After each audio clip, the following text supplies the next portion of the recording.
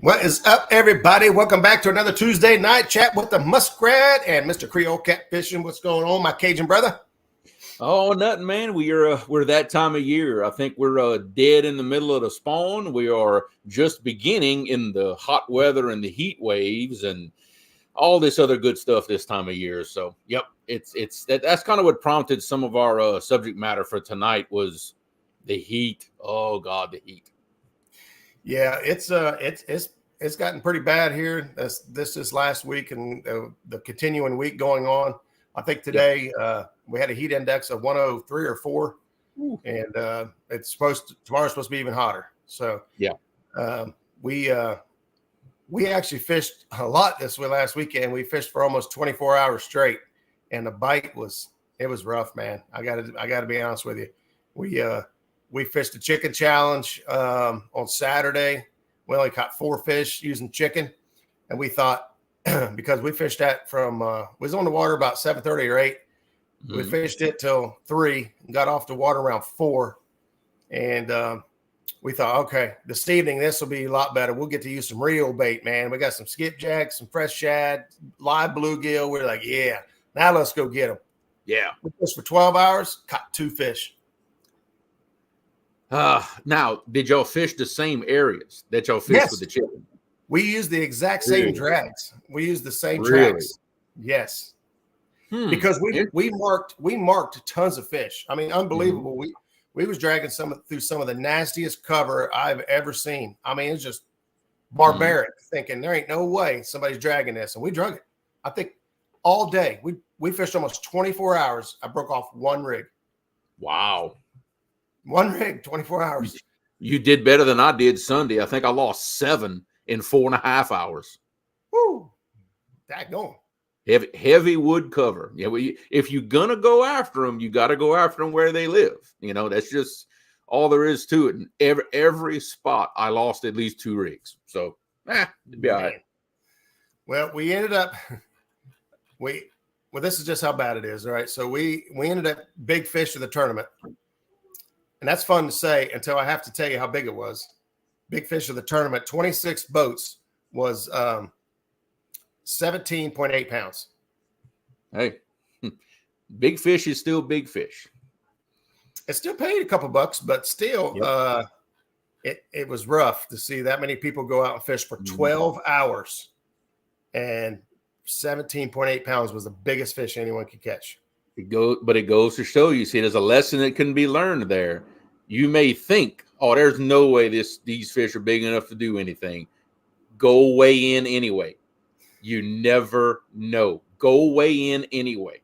After the tournament was over, we all admitted to each other because, in the moment, your ego and you're puffing your chest up and you're like, right. I ain't quitting. I could do this all night. I could do this all day. The next day, we was like, yeah, about 2 o'clock. If any one of you would have said, let's go, I probably wouldn't have argued. Yep. At some point during the night, all 3 of us were thinking, we got 2 fish, throw them back. Let's just go home. This is terrible. And we weighed in anyway and took home big fish. So, and all too stubborn to admit that y'all had enough. Yeah. Until it was over. Yeah. Yeah. What do you say we go ahead and kick this thing off and say hello to folks that are tuned in with us? Sorry about last week. Jeremy got stuck at work. The kids just had me tied up. They actually said, "Can we go fishing?" Hey, we hadn't had a lot of opportunities, and I said, "You know what? We went out and went fishing. You guys, some of you saw on Facebook here. We took the kids out a couple times, and there you go. They caught the bluegill we needed live for the weekend, so it worked out. It worked out well. But I see Sampy in the house first thing this afternoon. Followed by Big Wrench, Nebraska Wildcats. Downtown Ernie Brown was in here early on, along with Stonefly 71. What's going on? It jumped clear to the bottom. Yep. See, we got James. Got my boy James in the house. Mr. Harold Bolton is with us. Miss Chrissy Brown, catch fish with us. That's probably Chris. What's going on, man? Mr. Kevin Walters, Monster Cat Catfishing. What's happening? Mike G, the takedown king himself. What's going on with Mike Greenwell? Got Miss Lisa, Burrito Catfishing Lady. Got Mike fishing the Mid-South. Got the ladies at Miss Benoit Fishing Outdoors. What's happening? What's going on? 3 nights. What's going on? Palmetto, what's going on, brother? Good job with the tournament this weekend. Kevin. Got Mr. War Pig catfishing in the house. Let's Bill see. Hopper. Lance, one of my RCT brothers. What's happening? Bob Cat, the bumping maniac himself. What's going on, buddy? You're cranking out the shorts, man. Like, yes. Cranking them out. Very much so. Mr. Mike Irvin in the house. Got Crappie Day fish on. John Boyd's catfishing. Dustin Clark, what's happening, man? Another one of my Louisiana boys. Lives northwest of me, fishes Red River. We talk all the time, actually. Got Miss V in the house, another member of Catch Fish with us. There she is. Let's see, Stan 3, the James What's up, River buddy? Terminator. That's what I'm talking about. Let's see, Cool Cats Fishing. What's going on, James? Good to have you in the James. house. Got Greg Burgess in the house, another one of my local Louisiana fellas. Got the AC on in the boat. Doesn't that just make you sick? I know that. Yeah, maybe one day. I'm just jealous. There ain't no other word to describe it. I'm just jealous. Yeah, because if it'd be me, I'd have it cranked up. I promise you. CGR 4497. That is some people that I met at the store one day before I was going fishing. Okay. They fish the area that I do, so it's good to see them in the house. Well, welcome Sure. in. Welcome. Let's see, 922 Crappie Barbecues in the house. Mr. Jeff Wallace in the house. Let's see, Danny Stone, another RCT brother. What's going on? Yep, 4 fish in the chicken challenge. So, yeah. I did see that. He did have a rough time. You caught fish, though. That's okay. Shad Daddy, what's happening? Let's see. Mr. Randy Swain's in the house. Bugman 22. Got your dad in the house watching us. Happy Father's Day to Dad again, right. And all the other dads out there. Absolutely. Let's see. Got Jerry Parker, another RCT brother, and my tournament partner coming up the end of next month for Vicksburg. Oh boy, we're gonna have to do it's gonna be fun with me and Jerry. We're gonna have to do a show or two about that tournament. Oh, we're gonna have some fun with me and Jerry, and then Spiron's gonna be in the middle of us trying to referee us. I guess that's gonna be hilarious. Fred A, FOA Customs and Gear. What's going on, brother? It's good to have you in the house. Let's see. If any of y'all hadn't checked out Freddie's fishing line, that copolymer mono that he's been putting out, y'all need to check it out because slowly I'm converting all of my reels to Freddie's line. It's really good stuff. Y'all need to check that out. It is put up with some abuse from us in the river. And it is holding up really, really, really nice for us. Let's see. Bill Reddick Outdoors. That's a new name. I don't think I've heard that before. I don't think so either. Welcome in, Bill. Appreciate you stopping in and checking us out. Yeah, DNA catfishing in the house. Let's see who else we got. Mr. Warren Stock is with us. Let's see. Oh, Uptime to a channel member for 20 months. 20 months. Chrissy Brown. Thank you so much. We appreciate that. Yeah. Let's see. I want to make sure I don't miss anybody. Yeah, I was trying to catch back up to where you were and scroll ahead of you, but it's okay. So good. The river's finally dropping on Dustin, saying y'all need to quit sending all that nasty water my way. I got about enough of it. Jesus. Let's see. Oh, there we go. Mr. John himself, Rivercast Tackle. What's going on, buddy? Good to see you in here. Let's see. People just keep popping in. Big Slim 91. Good to see you, brother. I think I might be. I am actually at the bottom of the list, believe it or not. Big crowd tonight. Love it. I did see Jackie chime in there saying hello to everybody. She's out hanging out with the kids and keeping adult supervision. It's usually she's supervising me, but yeah, for right now the kids require more attention than I do. So David Smith and Steve Ransom just popped in. Good to see you guys. Welcome in. Well, look, a lot has happened the last couple of weeks since we've been on air. So we did have the chicken challenge, and then the weekend before we actually had the Catfish for Kids tournament go on, and man, I had a blast. We had a really good time with that. The kids, if you didn't get to check it out, man, the kids just hammered down on some fish. What's going on, Kyle? I just saw him a little while ago at the parts store. Did you really? Yep, just saw him. Good buddy of mine. Hey, there's Mark Catfish and Crappie. What's going on? He says, keep the heat Mark? down there at Creole. Lakes are showing a thermocline already. Is that right, Bill? You know what? We was on Deer Creek Lake this week, and I thought it was starting to kind of show. Water temperature here was 76.8, almost 77 degrees. So it's getting up there quick. We'll be talking about thermoclines and how to fish those effectively and all that stuff probably in shows to come. Yeah, definitely. But yeah, the kids did a fantastic job during the kids tournament, man. We laughed a lot. We had and Braden down in Louisiana, he's fishing with Mr. John River Cats Tackle up here. That dude was on some fish now. Those guys put him on the spot. They said they was fishing between 120 and 140 feet deep and a huge, huge eddy. I've never seen an eddy 200 yards wide before or better. Yeah. That's a big eddy. We see a lot of those on the Mississippi, especially in that area where they fish. You know, they're fishing just south of where I am. And it's true. There's eddies where you could literally spend all day hopping around in that one big scour hole and getting on fish. They really are that big. Yeah, they were definitely on the fish. Mr. Braden caught the biggest fish he's ever caught in his life, and he caught the most fish he's ever caught in his life with. I think he ended the day with just a little over 200 pounds of fish and 17 fish. So that dude really got a workout. I know that Don Knight's in here, and his grandson Jack was in there. And man, I feel so bad. They had terrible internet connection service issues. Jack actually would have won most fish category had they had service to where we could have seen all the fish caught, because they caught 8 fish off screen that didn't get credit for. And I hate that, but those guys still had a good time. They was great sports about it. He still won another category, so I was happy about that. But yeah, the kids tournament was just a blast. I've already got kids signed up for the Halloween episode as we come closer to October. So we'll be doing a push to again make it a good deal for the kids. We got a lot of prizes.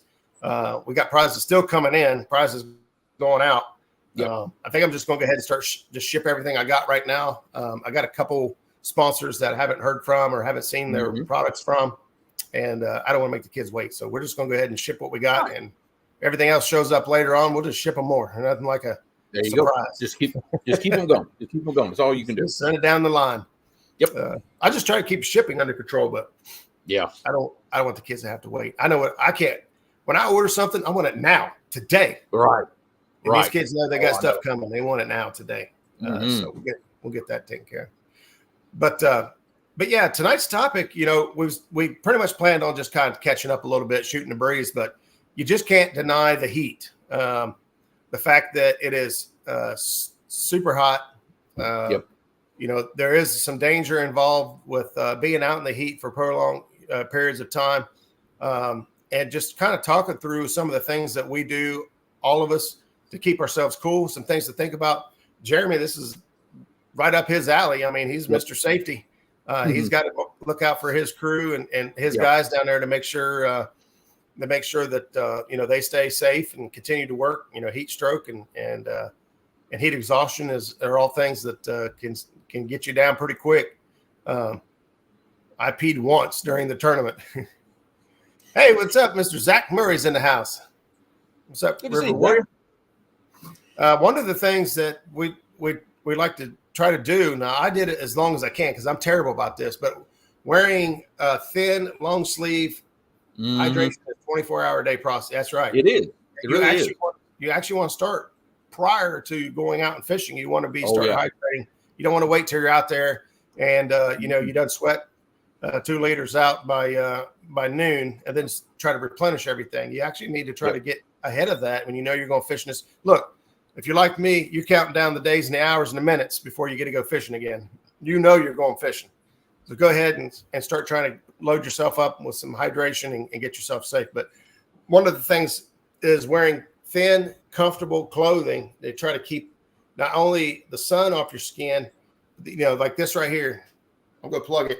Some Sludger Cat Outdoors. Hey, plug away.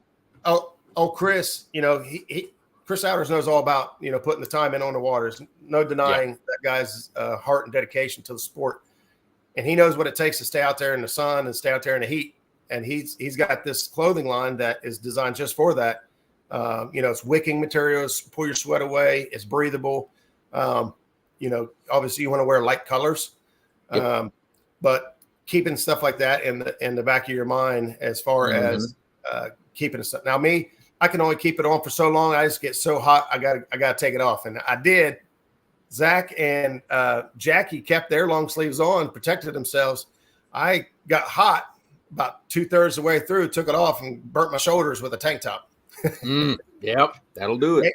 They're not terrible, but I definitely paying the price for caving and taking the long sleeves off. So enough to let you know it's there. Yes. And there's tons of different name brands and stuff out there that you can choose from as far as light breathable gear. But shop around and find yourself. There you go. There's some good. Wabash Nate says long sleeves are must, light skin folks, along with a brimmed hat. Yep. I've been wanting to get myself a brimmed hat. I don't know if I could pull it off, but I'm actually getting to the age where I don't care anymore. I don't care if I could pull it off now. I'm tired of burning the back of my neck and the tops of my ears. They peeled so many times. That'll definitely happen. I know us out in the water, I've gotten a habit now. I get and it's a preference for me, but I wear all the Magellan, button up shirts, and it's the fish series, and they're all vented, pretty open in the back. They're mesh, they incredibly breathable. And I've learned through working in the heat a lot that a full button up shirt overall keeps you very cool, because all you have to do is this, and it's button in the front. It lets the air come in, come out, very breathable. Same thing with the shorts that I wear fishing. I have some of the Magellan Fish Series shorts that I wear, and they sell them anymore. Unfortunately, they were on clearance when they went out of stock. But Piscafun used to sell fishing shorts, and buddy, I bought me a bunch of pairs of them when they were on clearance, when they were liquidating all of that. And man, I wish they still sold them now. Jeremy, you're supposed to share that kind of information with us. I try to make a habit out of sharing good deals with everybody on here. Now you're holding stuff to yourself. Like last year, I think they went out. It's been a while now. I bought me a few. Zach mentioned he wears a gaiter, so he does. He wears a neck gaiter and pulls it clear up over his ears and mouth and face. It looks like he's going skiing, but what he's doing is protecting himself, and he's more comfortable afterwards. I can tell you that. Liquid IV, I've never tried that, Dustin. I've heard a lot of people say that they like that stuff. That is an amazing product right there. Liquid IV is great for, and hopefully you don't let yourself get that way, but Liquid IV is great for when you start getting a little too far and you realize, okay, the drinking of water and drinking of Gatorade is not quite keeping up anymore. You're starting to see slowly the signs of heat exhaustion creep up on you. The Liquid IV is a great product. We have that at work a lot, and it really, really does work incredibly well. Welcome in, Maurice Gateman and LG Bass. What's up, Tom? Thanks for stopping in.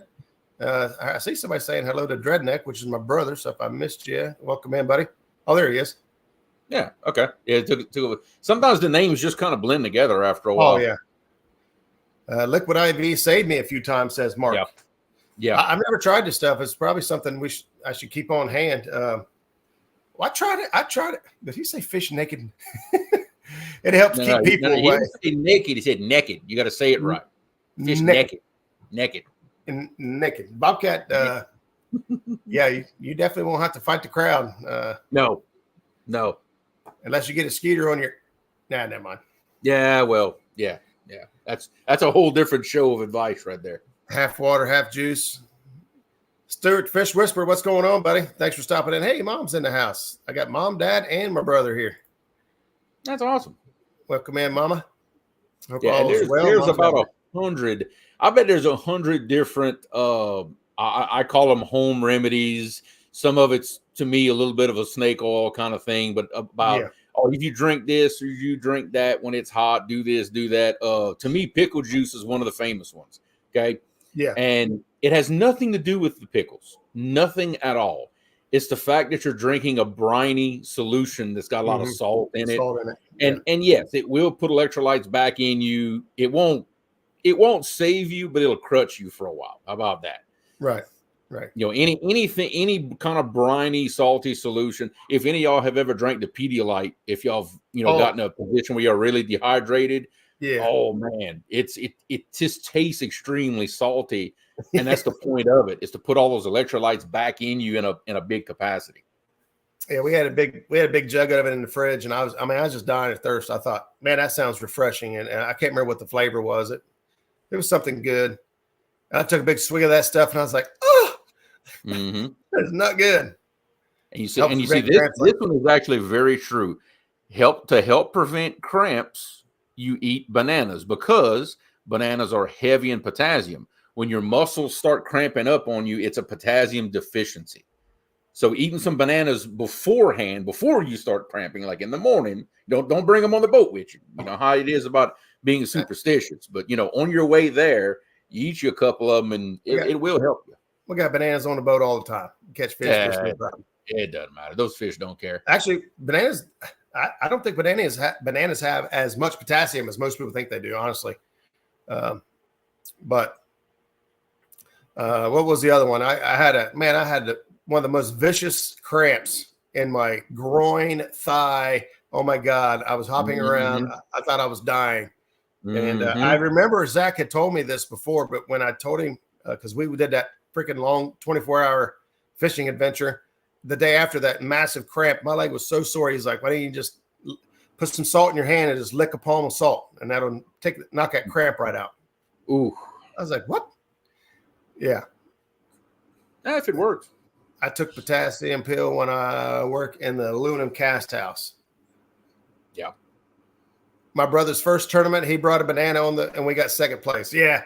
Yeah. We don't salt under your tongue. Oh, I was going to do it like a margarita or something. I was going to lick the salt or whatever it is. I don't drink, so I'm not sure how that goes. I know you.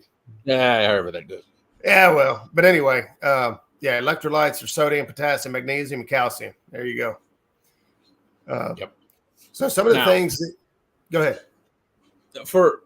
I know a lot of different ideas, a lot of different ways to try to keep yourself hydrated and everything. But one thing I wanted to add, if you do find yourself beyond that point, okay, and everybody has different symptoms of when you know that, like, okay, I'm starting to get in trouble here. I'm really starting to get overheated.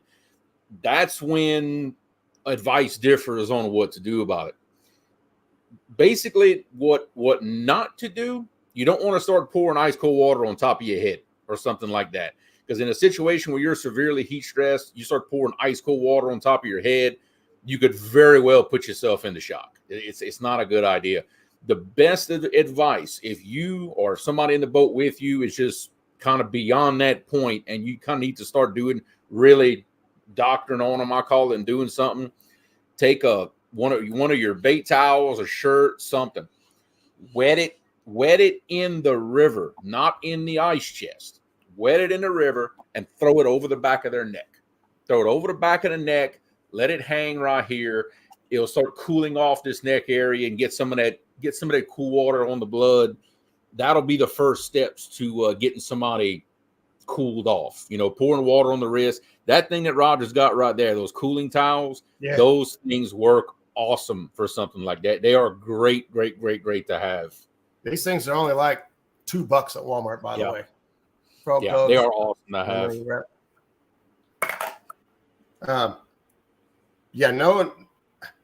Knowing the first aid as well, like Jeremy said, there's some do's and don'ts. You don't want to put somebody in shock. You don't want to hurt yourself. There's steps and procedures to help cool your body back down and get your core temperature back to normal. So knowing how to do that and how to take care of that. I've seen somebody mention about the electric fans. These bad boys here are awesome. Yes. This is it's got a USB plug in the back and a phone charger plug. Yep. And this thing is rechargeable. It's got this big old clamp on it. Mm-hmm. Clamp that bad boy wherever. We actually busted this out for a while, and it made a huge difference. Yep. I've got one like that in the boat, and I keep I have one of the big DeWalt fans that you put the 20-volt drill battery in. Man, between that and a good quality Bimini top, okay? I'm going to go on a spill just for a second with the Bimini top situation. I know everybody, they like to go on Amazon. They see the ones for $180, $200, something like that on Amazon. When you're really in a lot of sun, a lot of heat, especially like we are down here, I'll be honest, those things are no better than a tarp that you buy at Walmart. It's just one layer of half plastic material. It will not do a lot to cut out the heat underneath it. In some cases, it could actually make it worse, depending on what color you get. If you're gonna spend the money and get a Bimini top for a boat, if you're fishing where there's a lot of hot weather, do yourself a favor, get a good quality one, spend the money. They even make some, like the one on my boat is actually double layer. It's 2 layers of fabric with an air gap between it. It reduces that temperature a ton underneath the Bimini. It'll take 15, 20 degrees off of it underneath because that heat from the sun isn't getting down through it. It does make a big difference. You can see the fan blowing on me, right? I left the little fan on. Here's something we're talking about, staying hydrated. I know a lot of people like to partake in adult beverages and outings, but in all honesty, alcohol is probably one of your worst enemies when it comes to staying hydrated out there. Yep. It will dehydrate you faster. Right. And caffeine too, actually. Yes. Caffeine will do it too. Yep. So caffeinated drinks and alcoholic beverages will both work against you in the extreme heat. So, try to plan ahead and think ahead a little bit about what you're going to be putting your body through. And there you go. Matt said it. By the same time we did alcohol and soda, a couple bad items for you to have when you're out there in the extreme heat. I love nothing more than a ice cold. Now I drink zero sugar everything, but cherry Coke Zero is my favorite drink. Actually, that's what I got right here. Zero sugar cherry Coke Zero. Yep. But when I'm out there fishing, I try to mix it up with water, and we had a lot of Powerade on the boat this weekend. Brain surgery. What? I don't know. I caught that one too. That's Justin saying, "How do y'all recuperating from surgery?" Oh, what's up, Justin? He had shoulder surgery. Oh, hopefully he can get some time away and go do some fishing. Can you reel with one-handed still? I bet he could figure it out. I bet you he could figure it out. I watched him reel a spinning reel with no handle on it one time because he didn't want to quit. I watched him do it. And a big one too, a big spinning reel. I broke the handle off of it. Like, nope, I ain't quit. Still going. Uncle Jeep's trying to talk everybody into a wet T-shirt contest. So, I see that. He's talking about wetting his shirt. Let's see who else we got here. He said, "I'll figure it out." War Pig says Hoover. Yeah, I'm ready for these fish. Like I said, they're pretty funky right now, which is so confusing to me because when I think about the spawn, okay, we all know that. How fish behavior works. The natural process is the male's head generally shallow. They look for cover. They look for structure. They try to build the nicest house they can build. Right. And then the females cruise in, find the nicest house that they can find. They drop their eggs and they roll out. They're only there they're not there for very long. They're in, drop their eggs, and they leave. The males stay, fertilize the eggs, and guard the eggs and protect them until they're able to swim off on their own, which is weeks. A few weeks, a month, something like that, depending. Yeah. So, in my opinion, that's just my opinion. In my opinion, the females are only in and out in a short period of time. They should still be catchable. They should still be eating. They should still be doing everything that they should be doing. So, in my mind, that's 50% of the fish are catchable. Well, at least 50. Yeah. I was getting ready to say, not all fish spawn at the same time. So, and not all fish are even big enough or old enough. On average, 4 years of age is the blue cat's maturity level before they start to spawn. depending on where you are in the country, on the Ohio River, our growth rate is around 2 to 2.5 pounds per year. So you're looking at an 8, 10, 11-pound fish before they're ever even ready to spawn. On Hoover, that could be totally different because on Hoover, the average growth rate's 4 pounds a year. So you're looking at 16 pounds plus before they're ever ready to spawn. So that makes all those fish under that size catchable. Right. At least half of the females catchable. And the fact that the males, not all of them are going on spawn at the same time or big enough, catchable. So all these catchable fish, why we still not catching fish? It's still pain in the butt. It still gets really, really hard. And I don't give up on the spawn. I see a lot of posts on Facebook and stuff. It's like, well, I guess the spawn's here. I guess I'll just clean my boat and do this or that. And I'm like, well, there's times when you just got to hang it up. Like right now, when it's 100 degrees outside, being out there all day doesn't sound like a real good idea. But I would still go because I still feel like these fish could be caught. Maybe the young ones go watch. God, Zach. Wonder about spawn in lakes, shovels and channels. So Bill, the shovels and channels, they will spawn in the lakes. So I don't remember their age and size, but that they will spawn at. I know like down here, we're on the very tail end of everything as far as channel cats go. Flatheads should be going on right now. The blues should be towards the middle end of their cycle for us, and the flatheads should be going on. I know, like looking at the numbers for Sandusky Bay last weekend, you could tell that the spawn is hitting like right primo middle right there. There were some lower numbers, but there were some big fish caught during the King Cat tournament last weekend. Channels went early, I think. They might have with the temperatures that we've had, they could have. I haven't been fishing enough our lakes, honestly, to tell whether or not they when or if they did go spawn early or where they're at right now, to be honest.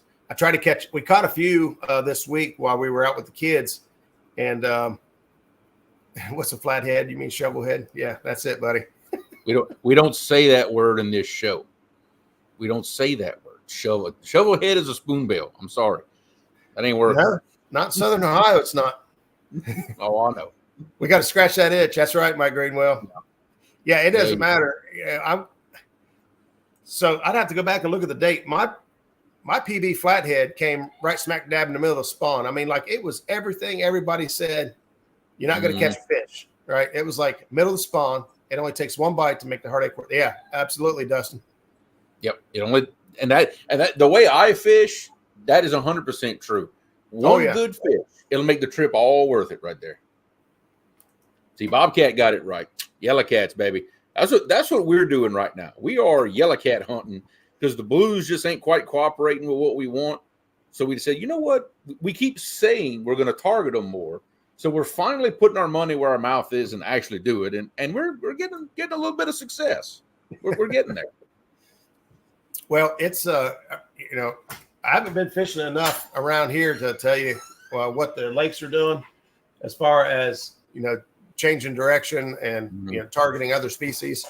I haven't got to scratch the itch well enough on my blue cats to give up on those yet, especially flatheads.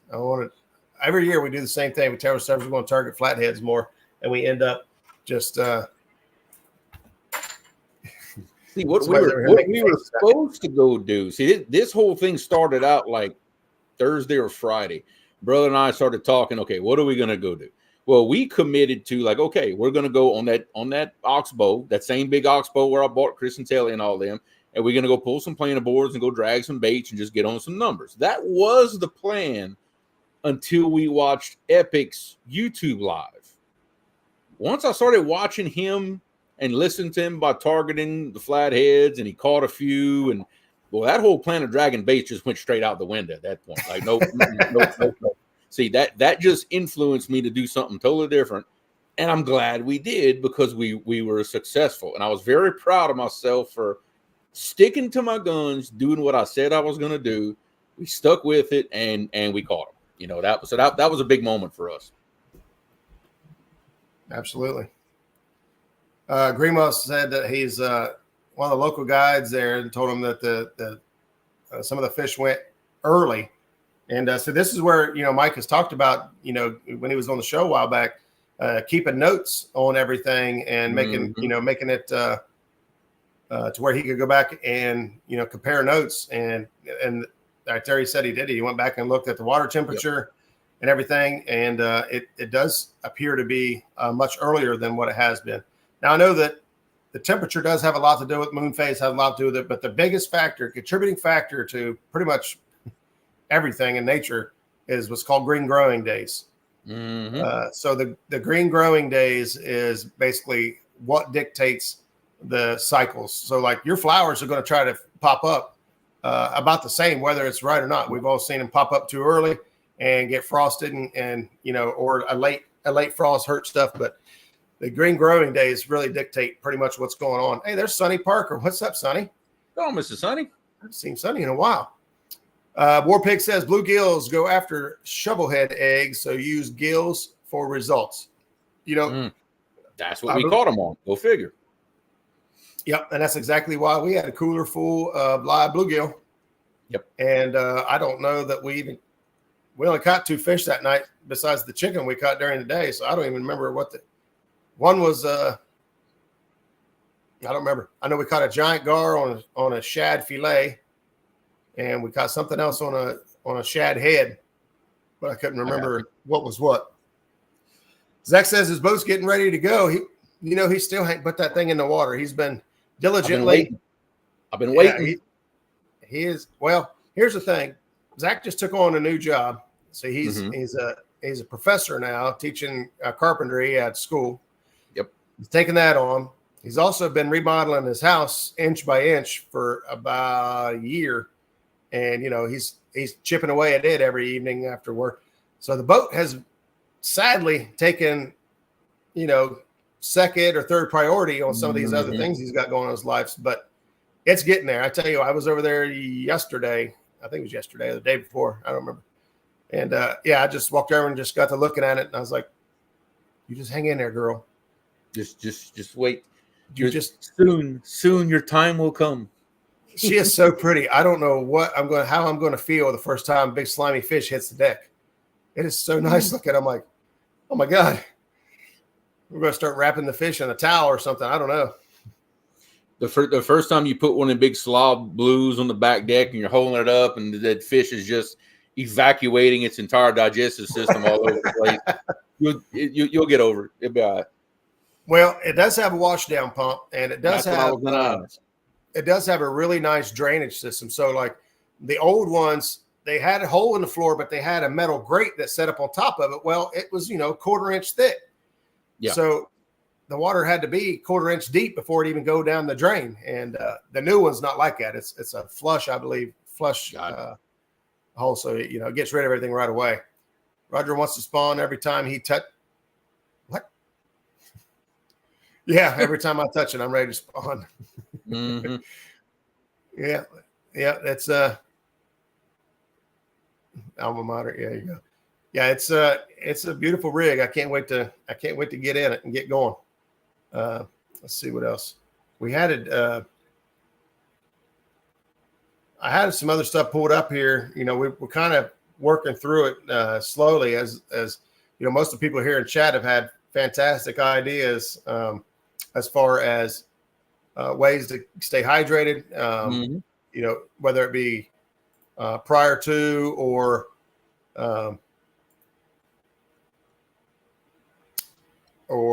natural remedies and things like that people believe in or people use. And this time of year, for some people, this is why they choose to fish at night instead of during the day. Is simply because of a heat thing, Yeah, I would if I was going right now, I prefer to fish at night. Right now, in the spot, that week, car, I don't know if anybody's driving a Chevy Equinox, but Jackie's car decided to the vacuum pump that runs the turbo and runs the power brakes is run off the vacuum, and it exploded. So I lost the brakes. And it broke off the camshaft. So we lost a camshaft and a vacuum pump. And then after today, they told us we thought the car was going to be done today. After doing more looking, there was another part that is damaged in the process. And that now they're saying it's going to be about another week before they can get the part. That's great. So that's about a $4,000 kick right in the old gonads. Yeah. So that's and we're supposed to go on vacation next week. So things are just not lining up for us quite well. just when you start getting caught up, something like that has to happen. You notice that it never fails. Oh yeah. Well, we'd had it scheduled for service. It was going to get the oil changed and everything, go get the tires. We was going to go ahead and put new tires on it and everything, had everything all lined up, ready to go. And then boom, this hit. So now we got to do all that plus new tires, plus, and now I think we're supposed to be leaving for vacation on Monday or Tuesday, and the car ain't going to be ready. So now we're looking at driving my truck to Myrtle Beach. The Yoda is just going to have to take up the slack, won't it?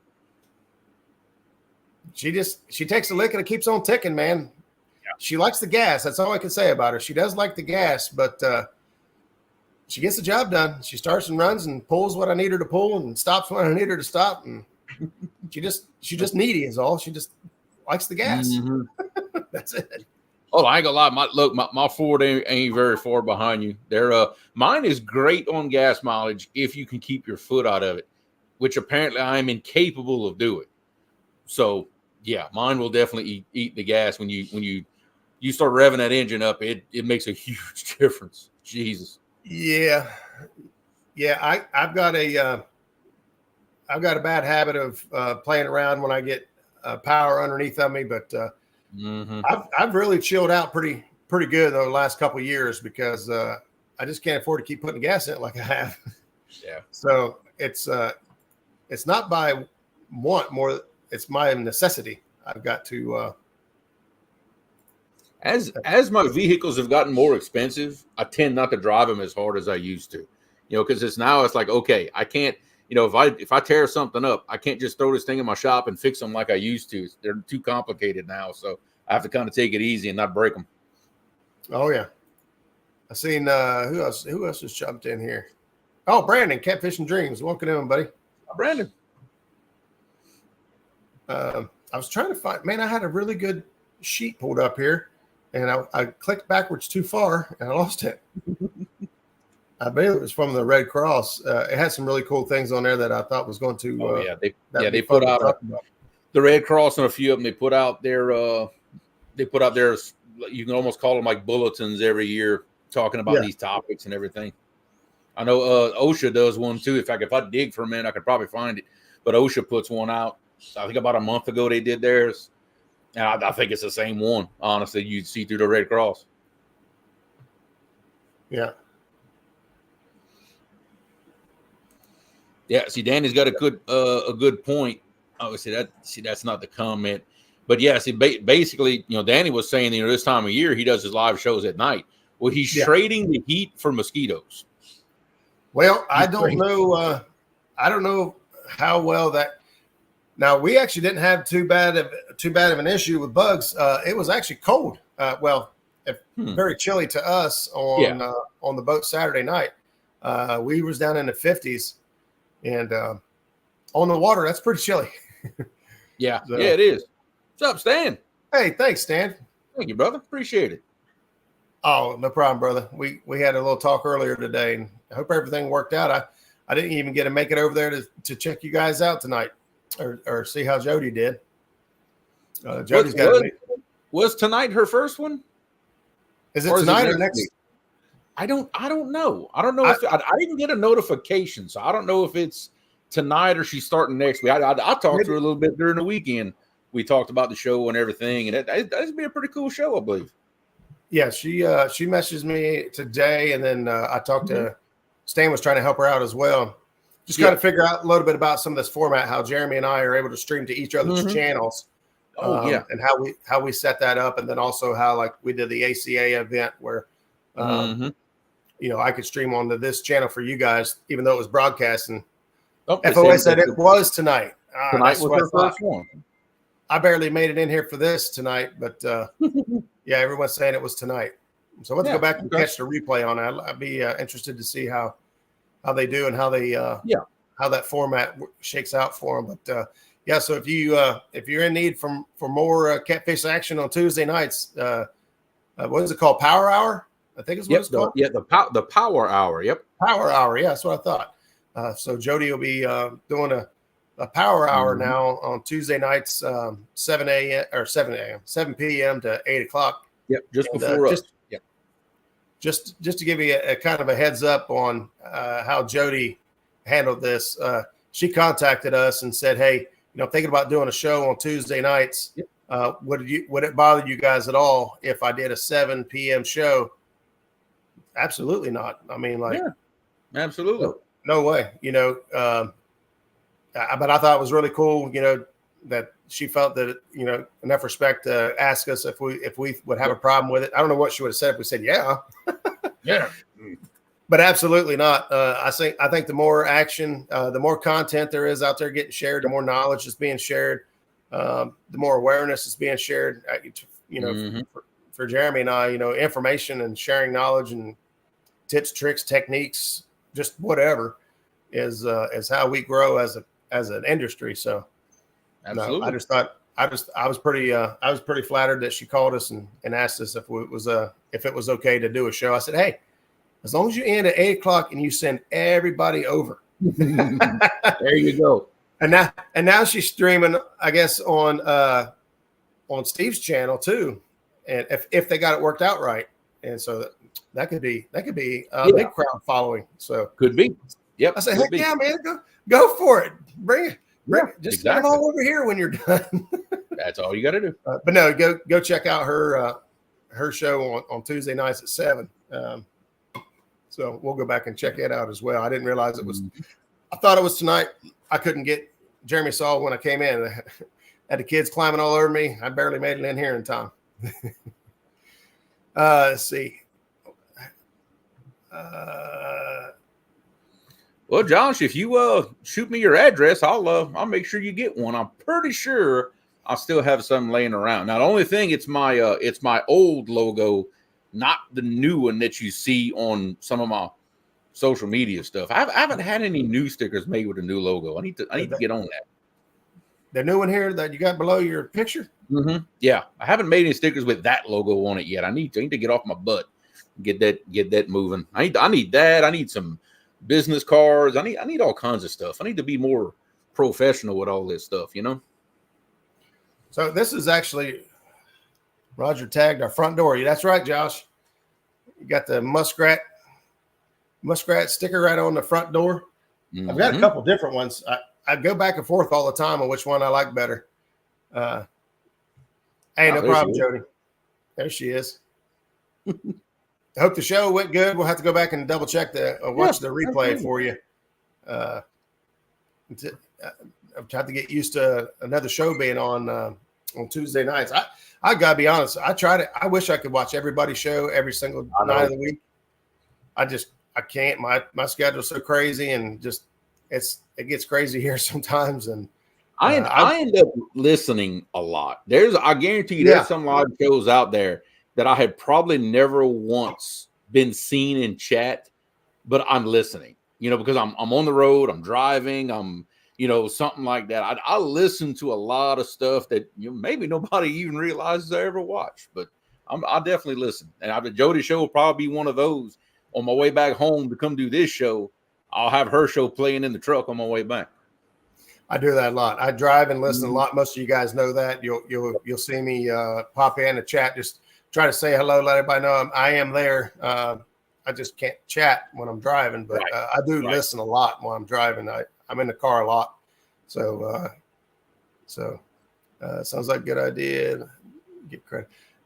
So this is actually what I was wanting to share here, and it was from the Red Cross. It's one of their the extreme heat preparedness checklists. And basically what I was interested in is basically how to tell the difference, signs to look for when you're starting to go, into heat exhaustion or even a heat stroke. And so I kind of wanted to just kind of lightly touch base on these real quick. So for just a regular heat illness, when you're experiencing heat cramps and muscle spasms, a large loss of salt in the body. This is minor stuff. You can, you're sweating heavily with muscle pains or spasms. Just move to a cool place, drink water or sports drink. Get medical help right away if the cramps last longer than an hour, and or if the person has heart problems. So if you're prone to heart conditions already, heat's going to get to you a lot quicker than most folks. Yes. Heat exhaustion, on the other hand, is severe and may require emergency medical treatment. So when you start going from just some heavy sweating and some muscle pains and discomfort, and you move into heavy sweating, you're cold, you get cold chills, pale, clammy skin, you got a fast or a weak pulse, you start feeling nauseous, and you have muscle cramps, or you start feeling tired or weak, or dizziness and headache, and start passing out. These are signs of severe heat exhaustion. And again, you need to move to a cool place, loosen tight clothing, cool the body using wet clothing, misting, fanning, or a cool bath. Sip water slowly. Actually, Zach taught me this. When you are dehydrated and you're trying to get fluids back into your body, do not drink cold water. Drink room temperature water. Don't get in the cooler. I know it feels better but here's what happens. Your body has to go through and heat that back up to 98.6 degrees before it can start processing it into your body first, right? Because you can't just send ice cold water through your entire body. So cold water, your body actually has to work to warm it all the way up before it actually starts getting, working into your bloodstream and helping you out. So, and that could actually put you in the shock too. If you take let's say a bottle of just ice cold, ice chest water and just chug it, and you're under heat exhaustion, that sudden shock of that cold water, it could actually put your body in the shock. What they recommend is if all you have is bottles of water that were in your ice chest, take one sip and hold it in your mouth for 5 seconds before you swallow it. Give it a chance to warm up just a little before putting that in your system, so it don't put you in the shock. Yeah, great. Very slowly. Good information there, Jeremy. So yeah, it was your first instinct is to get cold water and get it in your body as fast as you can, but it's really not. That's really not the way you want to do it. And it says get medical attention right away if you start vomiting, or if your vomiting occurs, symptoms last longer than an hour, or they continue to get worse, or confusion develops. So if you start, they start to feel like, not only the dizziness and passing out, but if they start feeling confused and, not putting things together properly, which could be me on any given day. So I'm not sure how Jackie's going to tell the difference here. An important thing to remember with all these symptoms is everybody's different, and everybody is going to have those symptoms occurring in different order. Okay. You're not now the profuse sweating. That's always going to be one of your first symptoms, no matter what. And look, and I've seen the comments in chat. Oh, I'm a big guy. I sweat a lot, no matter what. A key thing to remember is the difference. You're going to start sweating out of places you don't normally sweat. Right. Like everybody knows that, like me, for example, when I get hot, the first place I sweat is my back. Just for whatever reason, I sweat down my back first, then everything else later. When I start sweating a lot, like from my forehead and it's running down my face, that's my signal. Like, whoa, I don't want to sweat here at all. That's not something I normally do. So it's like, okay, now is my signal that something's starting to cross the line.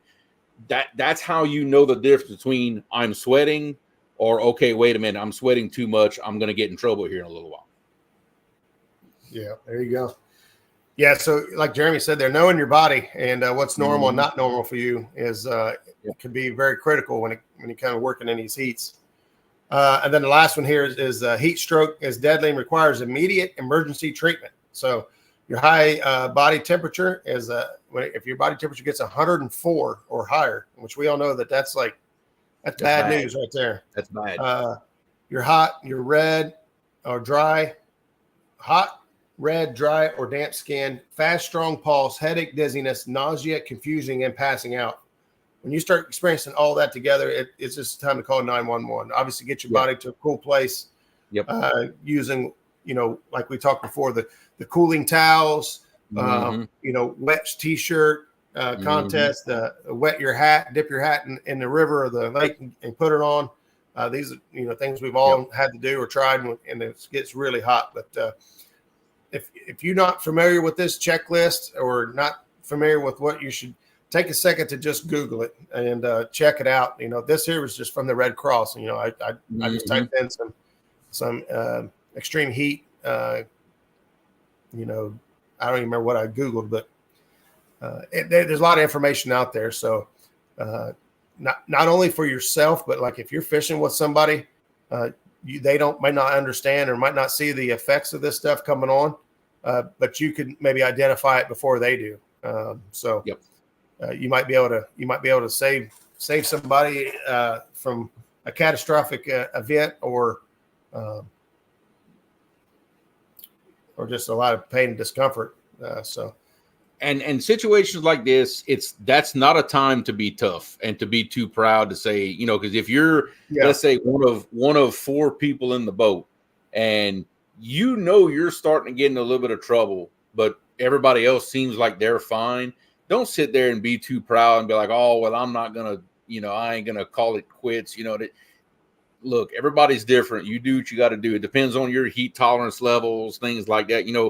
Those of us that live down south, we're generally a little more tolerant to the heat than most people just because we live with it all the time.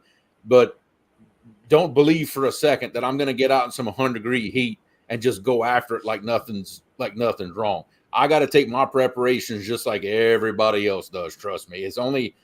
I don't care how used to the heat you are. There's only so much the human body can take and still keep up.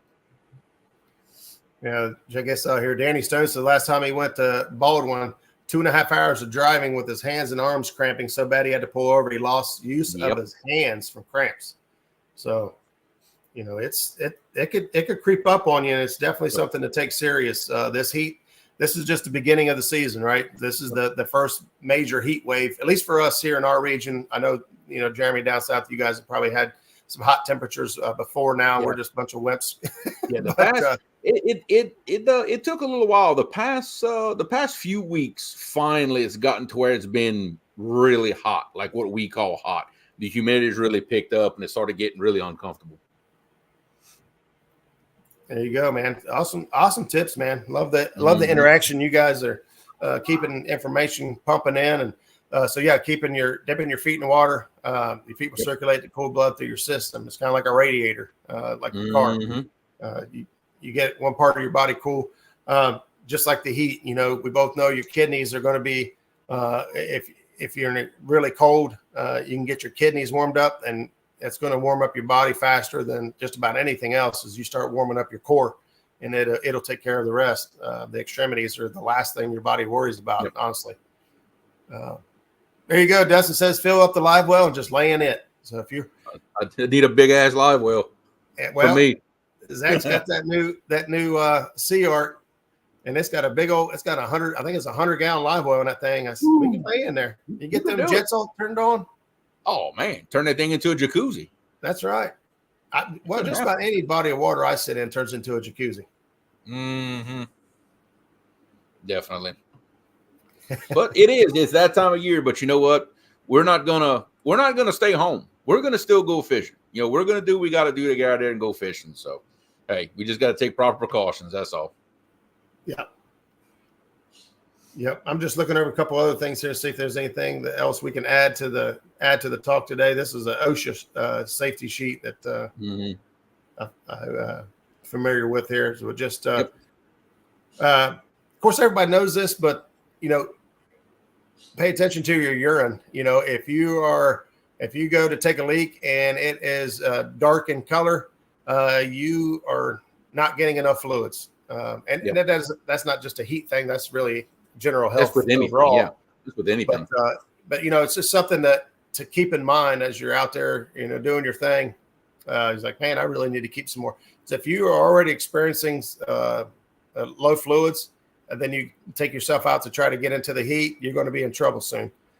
So like was mentioned earlier in the show, 24 hours. Oh, right there. Big Rich said it. Color of your urine will tell you a lot. I didn't even see that. Yeah, exactly. Plan ahead. If you're going fishing the next day, start drinking plenty of fluids, get your body well hydrated 24 hours in advance. The night before. Most of us don't just, well, I say most of us, just about any of us on any given second, just walk out the door and be like, you know what, I'm going fishing. But for most of us, it's a planned event. And, we know that we're going to go and so get your body ready for it, be hydrated, watch out for yourselves and each other. Wait, that's how Jerry Springer ends the show. Kind of is, isn't it? I know my normal routine, and I do this for work especially, but I think I prep more for work than I do going fishing, to be dead honest with you. Is like the night before, like when we get off live for this show, I'm gonna go smash a 32-ounce Gatorade Zero. I'm gonna go smash one before I go to bed. That's right there. And then when I wake up, I always stop at the store in the morning before I go to work. I'm gonna get me another one, and I'm gonna be drinking that one on the way to the job site. That way, I've got 64 ounces of electrolyte drinks in me before I sweat the first time. Even start the day, I've got it in me already. And depending on how hot it's going to be, I try to stay. If you wait till you're thirsty to start drinking something, you're already too late. You have to kind of force yourself to drink, more than what you might be comfortable with, but you just gotta keep up with it. And it helps me a lot. He says he drinks 5 gallons of water and still pees orange juice. I've been there. Yep. Matt's right there. If you're not sweating, you're in trouble. You're in big trouble, right? Because sweating is what your body uses to cool itself off. That's the system. You sweat, moisture gets on your skin, that absorbs the heat, it evaporates, more sweat comes. It's a cycle. That's why this high humidity that we have down here is so dangerous, because you'll start sweating, but it's so humid that the sweat won't evaporate. And then the sweat warms up and it just sits there and it just cooks you. You have no way of dissipating the heat because the humidity doesn't let the sweat evaporate. So it's very, very dangerous in these high humidity situations. Evaporation process is your cooling. Yeah, just like you see these big, energy centers, or not energy centers, but power plants, and they've got the steam over on it, because the evaporation process is what they're doing, and that's what's cooling. And so one of the tricks that we use on the boat, again, Zach did this, I don't know, a couple of years ago, is keeping our bait. If you've got bait laying up on a cutting board, if you're going to use it relatively quick, we'll leave it out for just a little bit. But we we dip one of our towels in the water, and then lay it on the bait, and the evaporation process will actually keep that bait pretty cool for a little while. This extreme heat probably wouldn't last real long, but the evaporation process is what generates the cooling effect. And we can keep our bait on the cutting board a little bit longer, keep it from drying out and getting nasty, just by using a wet towel. Yeah. And even remember that when you're catching fish, and because most of us in here fish on some type of aluminum boat, whatever it may be. Remember that when you're picking up that fish in the net and setting it down on that deck. We've got in a habit to where I'll hold that fish up above the deck for about a couple of seconds, let some of that water drip on the deck of my boat, cool it off a little bit before setting the fish on it, because I can't walk in my boat barefooted during the summer. It'll absolutely cook the bottom of my feet. It's hot aluminum. You don't want to put a fish down on that. You're going to hurt them. Yeah, that's a great point. It's actually the first person I see to really kind of make an issue out of that, make a point out of that, was Richard Jean, the fishing machine. He'll go scoop a crappie or something up, and when he scoops it up, he just lets that net and the fish just pour a bunch of water onto the deck of the boat and kind of cool it off a little bit before he lays the net down and tries to get the fish out. But But you're right. I mean, that's like branding them. You know what I mean? You're going to have diamond plate marks on our catfish. We keep branding them out there. So, well, guys, we just kind of wanted to touch base a little bit about the heat, and you know, it's here. It's here to stay for a while. You know, familiarize yourself with some of these things we talked about tonight, and you know, just like it was said before, you know, watching out for each other. Some of us might not even realize what's going on until it's too late. But if we're a good friend, we'll speak up and we'll help each other out and keep an eye on each other when we're out there in the heat doing our thing. So, holy crap, 9 p.m. I know, Stan. It passes fast. I know. I just now realized it was 9 p.m. Jeremy, I don't remember what day we're leaving for vacation next week or what that looks like. So we may be on the road or we may be in Myrtle Beach come next Tuesday. So Jeremy and I will get those plans all ironed out for you guys. We'll figure that out. Then we're going to get back to try to get some high quality guests back into the show here and take things up a notch a little bit. Yes. And see if we can't.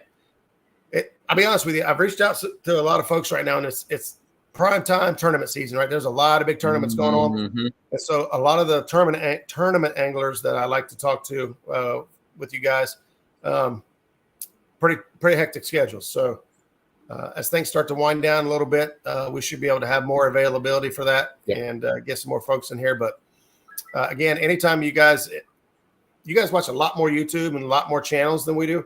If there's somebody out there that you guys like or that you guys have just got turned on to, and maybe we've never seen, never heard of before, or maybe we haven't talked to them in a long time, feel free to shoot me and Jeremy a message and say, hey, have you thought about bringing so-and-so on? Because we'd love to have new folks on the show, especially newer channels, folks that are just kind of getting started and you know, wanting to grow and see what they've got going on. But anytime you guys got a show idea or a guest idea, feel free to shoot us a message, man. We're more than happy to try to make a show about it out of just about anything. Roger, I want to see some saltwater fishing videos. Don't disappoint me. Well, you can see them, but they ain't gonna be for me. We actually were supposed to do some saltwater fishing down in Myrtle Beach. We had a couple charters lined up, but honestly, with recent events, we've had to go ahead and back out of that. For what it would cost to go out for a day of fishing, I could go out for like 2 days of fishing in my boat. Yeah, 2 days. Yeah. My boat ain't a whole lot cheaper, but it's cheaper. So no, I don't think we're going to make it out and do any fishing this trip, but there's next time. And the time after that, the time after that. Right. So, all right, you're going to get Uncle Larry, the worm farmer and stink bait manufacturer, to guest. Hey, a show about how Roger still won't feed Freddie better cheddars. Freddie, you wouldn't come over. Turd. Man. Freddie travels all the way down my neck of the woods. He'll go fishing with J-Dog, but he won't even tell me, hey, I'll be down your way if you want to stop by or hang out with me or give me a hug. No love for the muskrat. That's a shame. That's a shame. I love you. I love you, buddy. All right, guys, we're going to head on out of here, man. Thanks, everybody, so much for stopping in and hanging out with us. Be sure to tune in next week for who knows what. Who knows what? Who knows what? Start your Tuesday night out early with 7 o'clock with Pontoon Jody and the Monster Rod Holders Power Hour. I made that sound like I had it written down, didn't I? That was good. That's worth like $5, right? Every time you do that. Jody, you got my PayPal. There you go. All right, guys. We'll see you next week. Thanks for hanging out. Same cat time, same cat channel. Don't push everybody. Cast.